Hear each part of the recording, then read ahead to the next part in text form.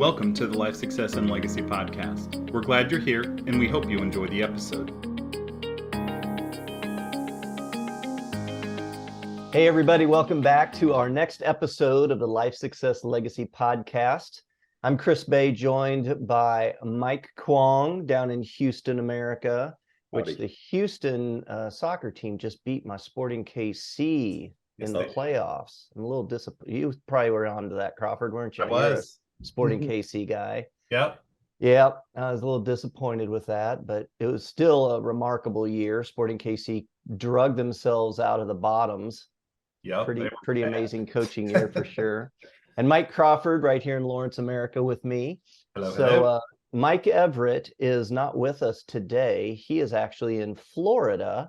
His whole family went to Florida to celebrate Linda, Mike's wife, her birthday.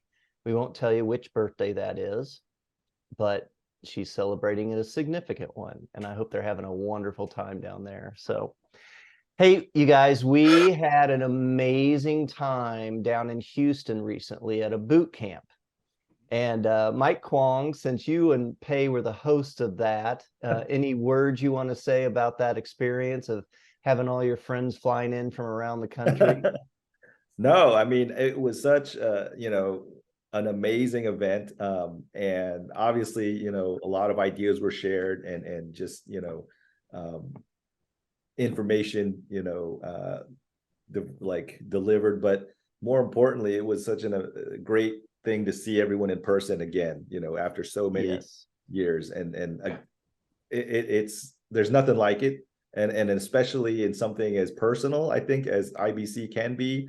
It's not just, a financial, tool or concept. It's a people person kind of thing. So that was awesome.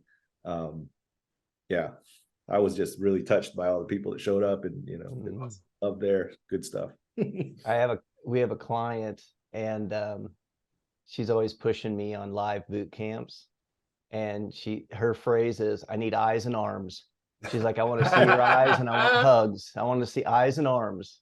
Yeah. Shout out to Julie. So one of the questions, so at the boot camp, we do it just like we do our virtual ones. It's different, but it's better. Let's just say it's better when it's live. But part of it is we do the teaching for the first half part, just like we do on the virtual. But then the second half, we do Q&A. And one of the questions was asked, is it better to use IBC for paying down debt or investing in building passive income? Okay, so this either or kind of a question. I remember responding because I know a little bit about Mike and Pei's story. And I said to this person who asked the question, like, oh, you want to see Mike and Pei spar, don't you? So we actually had that question come up at the very end of the boot camp, and we brought Pei up and Mike, and we put them, kind of up center stage and let them go at it. And it was a highlight. It was fantastic to hear you guys really talk about the decision process, the thinking process, the emotions involved, the respect for each other, and the way you guys think. So I thought today would be a great topic for our podcast, is that exact thing, is it better to attack debt, or should I start building passive income? And Mike Kwong, will put you, all of us have our own story related to that, but Mike Kwong, will put you on the spot a little bit to represent not only your perspective and Pei's perspective, but then how you guys come together to do that, right? Okay, sure. Yeah. Short answer is, pay off debt or build passive income. Answer is yes. Okay. Podcast over. Good one, guys. Yeah, that was good. Thanks for joining us, everybody. No, jokes aside, but generally speaking, between Pei and myself, right, I was kind of more on the pay down debt side, right? That's a traditional interest of a lot of people that have like the typical American, like Nelson teaches us, a lot of debt that we for years had, and it's a weight that hangs on us, and really, as a debt weapon, there's nothing that can beat, I think, a properly structured IBC policy to that end of employing velocity banking to sweep and pull that headwind, turn it to a tailwind with a seesaw that Chris Bay does so well. That's a really amazing, aspect of an IBC policy. On the other hand, you can also use that same cash value as leverage for policy loans that you can then in turn invest in, and start building a passive income stream. Right. So that's kind of where pay, lands. So definitely you can do either, first of all, but I think really it's a personal answer for everyone. There's no one shoe fits all kind of deal, because you mentioned, Chris, about your financial DNA, right? Yeah. What's important to you. Yeah. So I think all of us have life experience, and there are certain debts or things that play into our lifestyle, our decisions, those kinds of things. Yeah. And I know for us, we had a liability, a debt, going back to 2017, and it was our taxes.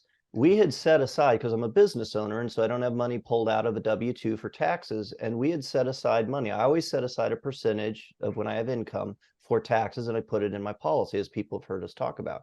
So I'm getting multiple uses of my tax dollars, and I love doing that. It's one of my favorite applications of IBC.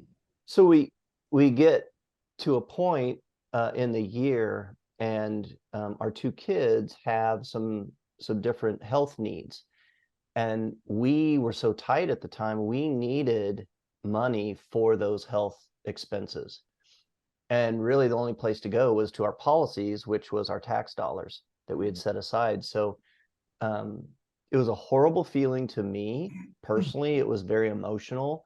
I'm not going to deny my kids what they need, right? But personally, it felt really bad. But we had to finance our taxes for 2017, and we paid on those for years, right? And I remember meeting with our income snowball coach, and he's like, it's not a big deal. They're giving you a good deal, low rate, all that kind of stuff. But for me, it wasn't the math. There was an emotional tie to that debt that I wanted it gone personally.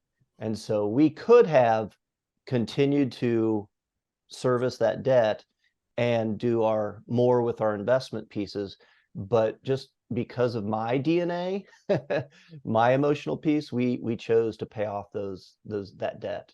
So MC Crawford, I know you and Mary have, some history with that, and there were times where you made decisions to pay off debts versus others. Do you want to share a little bit about that? Yeah. So before we got married, I bought into an automotive repair shop as a business partner. And so I was 25 years old, and I invested $100,000 with my, at that time, business partner. And the only way a 25-year-old with virtually no credit and whatnot could get a loan was through my parents. And so we wrote up a contract. We had, the whole kit and caboodle. There was interest. There was an amortization schedule. Like, this is long before IBC for me, obviously. Yeah. But it was a big chunk of change for a 25-year-old. And so, when we did get married, several years later, 5 years later, 4 years later, whatever it was, we sat down with, at the time, a financial person, and she was sort of gobsmacked at the amount of debt that I had for 28 years old or 29 years old or whatever it was.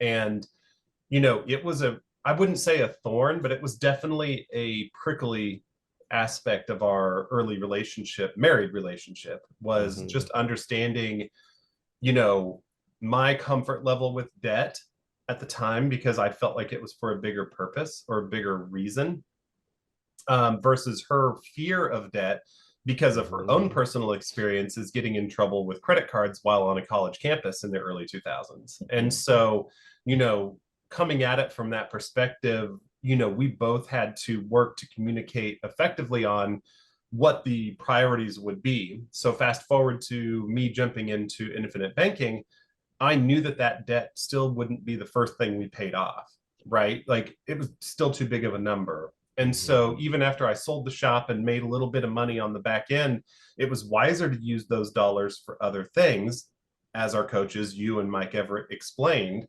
because we could do certain other things with it and free up some extra cash, etc.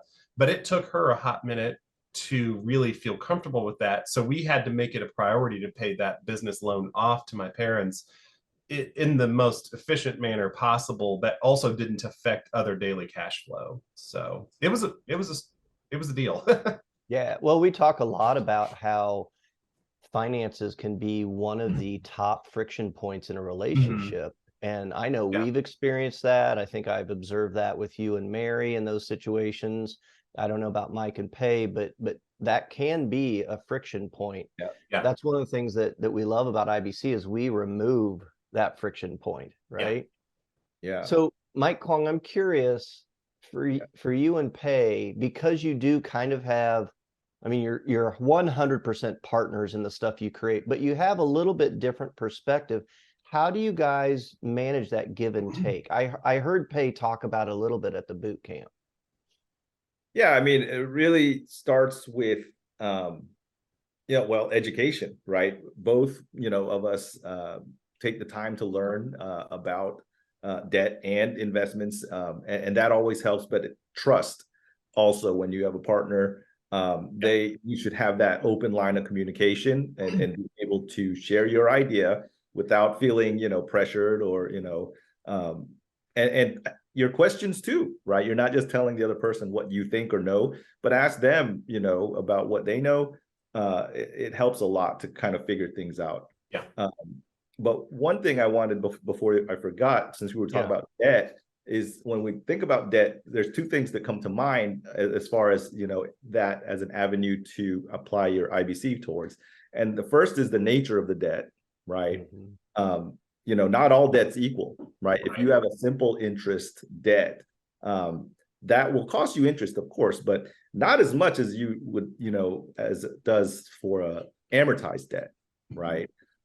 So when you're looking at that, choice between paying off debt, but my mortgage is only 4%, right?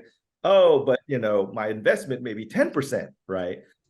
No brainer, right? Oh, of course, I'm going to go the 10% way of the investment, but understand, right, with the amortized debt, that's a lot more expensive than 4% that you're actually paying. So if people are thinking about, debt, don't just trust the interest rate, okay, because the nature of that is going to be very different in reality as far as how expensive a debt is or what an impact it would be to pay off that debt, if that makes sense. Oh, 100%. I think that's a really good point too. Yeah. And another thing is too, the size of the balance of your debt is going to be important, right? If you have a bunch of small credit card debts, that you can wipe out in the first year, right, of your IBC plan, fantastic. Why? Because if you can wipe out those debts, those dollars that have been flowing out of your system on a monthly basis are immediately potentially recaptured back into your system, right? So that's great. On the flip side, if you have a much bigger debt, that might, take more time, throwing money against it isn't going to change, especially if it's amortized. It isn't going to change the monthly cash flow. So that should be another consideration when you're making that determination of, should I pay off debt or should I start investing? And even if you're decided on paying off debt, which ones should I pay? I don't mean to get into the weeds and everything. No, I think that's fantastic to unpack that for the listeners. And there's, again, the math piece and understanding the debt, and then there's also behaviors, right? Right. And I'm going to share with you guys, and I'm be curious, just off the cuff. You don't have enough information, granted. I'm not giving you enough information, but I'm just curious if you heard this story. This is someone I met with last night. If you heard this story, would you recommend them focus on debt or investment? We'll give a real life example. So this is a young couple in their little less than 30 years old. Okay. So right in the late 20s. They have a mortgage of $800,000. They have, she has credit card debt of $30,000. He has credit card debt of $16,000. They have a family loan to a family member that they owe $30,000. They owe $16,000 on one car and $36,000 on another car. And they estimated that they're paying somewhere around $5,000 a month on their debt payments To service all of those debts. to service all those debts. And one is in a commission job, real estate, that is very much up and down. When you hear that story in the context of this podcast, would you say, we probably ought to focus on debt, or we ought to focus on building passive income? Or are there other questions that come to mind? Yeah, I think, to Mike's point a minute ago, are any of those credit card debts small enough that getting rid of them frees up a few $100s Mm-hmm. a month of cash flow? I think when we look at the picture from a strategic or a strategy perspective, it's a matter of if and when we can turn that wind current. And usually small credit card debts are the fastest to turn, right? Student loans are usually large unless they're not consolidated. Mortgage is obviously large. Your card debts are usually larger, not necessarily always huge. But when you look at it from like a strategy perspective, if I'm thinking in my mind how we would build it, the first thing I would want to know really is like how much extra they have a month. And it probably sounds tight from what I can tell. And so anything that can get freed up, even if it's just $75, $150, starts to loosen the chain a little bit. That's my first initial stab. Yeah. I totally agree with that. Because it sounds like they're on that edge, and the more we can pull away from that edge and have more breathing room, the better everyone, I think, would feel. Right. And one other point to add about the interest owed to these debts. You mentioned student loans. Some interest, like home mortgage interest, so far at least, is still deductible on your tax bill. So that's just another wrinkle, I guess, you can add to that mix of what debt to pay off first. Yeah. Or whatever. Well, when we do these consults and I'm gathering just bits and pieces, or people are just sharing, sometimes they just want to unload their debts on. They're like, I want to be out of debt. Here's all of it, So I'm over here taking notes. I'm like, we're going to send you the link and you're going to put all this in the software, but go ahead. And I'm taking notes because I like to start thinking about the strategy and an approach.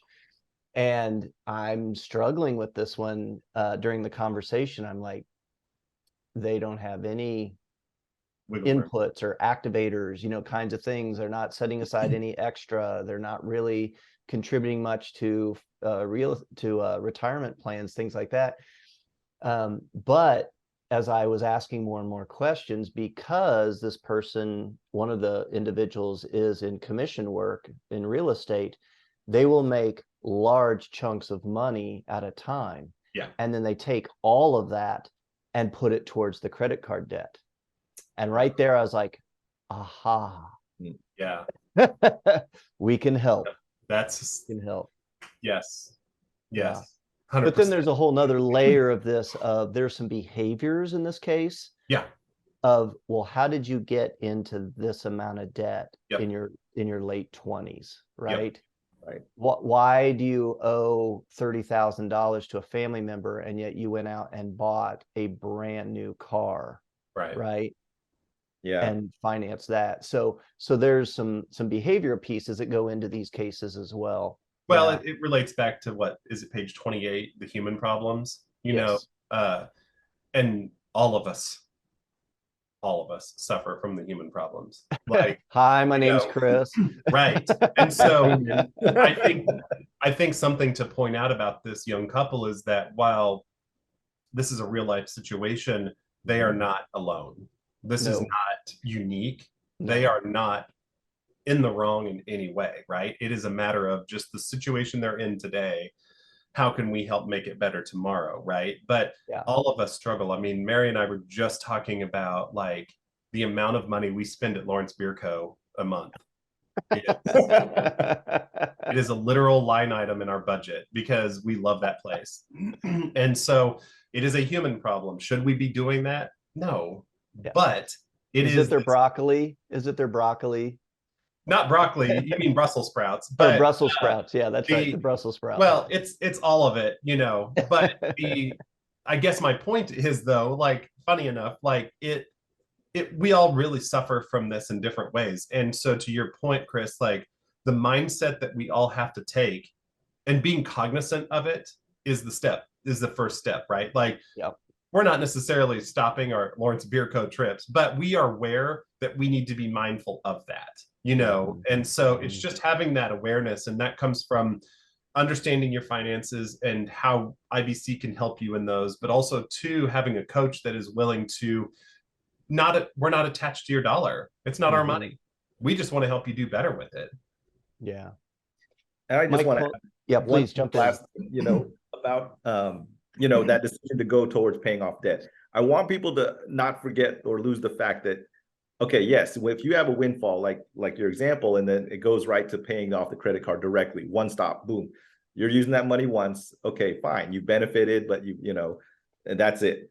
But if you were to do the same, but through monies flowed out through your policy setup, you may feel like, well, I'm using my policy only to pay off debt, and I'm not building savings or anything or building income. That's not true entirely, because what happens once you have your policy set is you have that tremendous death benefit. That's a real asset that is, you know, on the books with the company, and should the worst case happen, is going to be a huge, you know, boon for the family. Right. So you should never feel that just because, you know, you're dedicating your policy towards paying off debt, that you aren't also building on the positive, because immediately you've set up that, you know, that net personal asset and security for the family, while you get to churn up and chew up all that debt.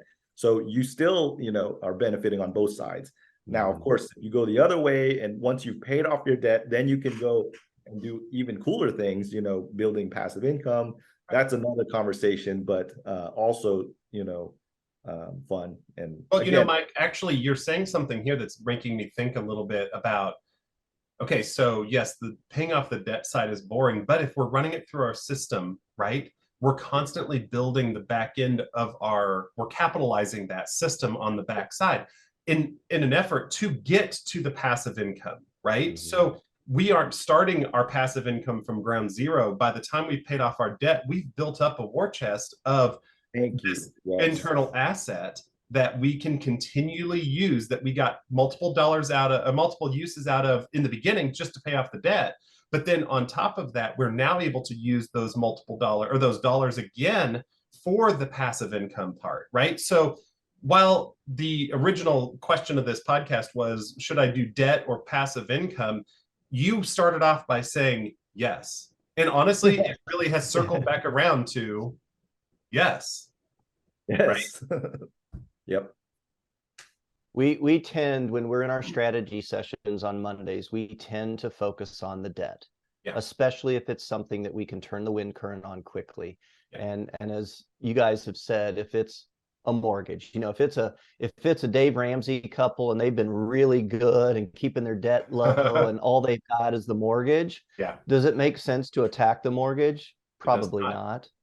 In that case, we're probably going to say, hey, here's some options for you to start building on your passive income for the future, right?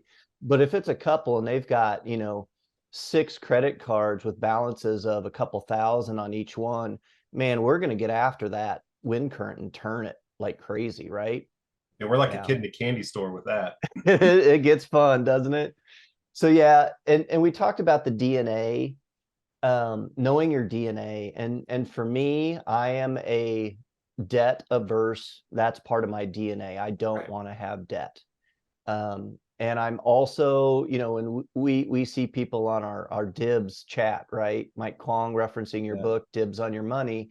There's a chat group that are all part of the Dibs group. It's a private group. So if you want to be part of the group, you got to talk to us. But there's probably 100+ people on that. Yeah. And you can see their DNAs play out. there are people there that are so interested in all these different kinds of investments and how to leverage and things like that. That's not my DNA. I am simple. I do what I know. I'm risk averse. I'm debt averse. Yeah. That's me. I am not exciting when it comes to my financial DNA, right? Yeah. But I'm steady. Yeah. Right. So Mike Crawford, I'm curious, how would you describe your DNA? You know, I probably lean more toward the aggressive side, but I get tamed a little bit with Mary's conservative mindset about money. It's something we've actually, since the Houston boot camp, I'm not even joking, have talked quite a bit more about. And, you know, I think Kwong actually helped her quite a bit. They chatted a while about reading his book, and she's ready to try to trudge through it. And I say trudge, it's an easy book to read, but she's not a reader. And so she admittedly would say that it's struggle for her to sit down and get into a book, but she's committed to trying to get through reading it and understanding it so that we can kind of take that next step. Yeah. How about your financial DNA, Mike Kwong? How would you describe it? I mean, for years, you know, I was on that debt averse camp with you, Chris, you know, but again, as I've grown and through our relationship with my wife, Pay, she's kind of taught me a few things as far as it's okay to step away or closer, you know, to that other side.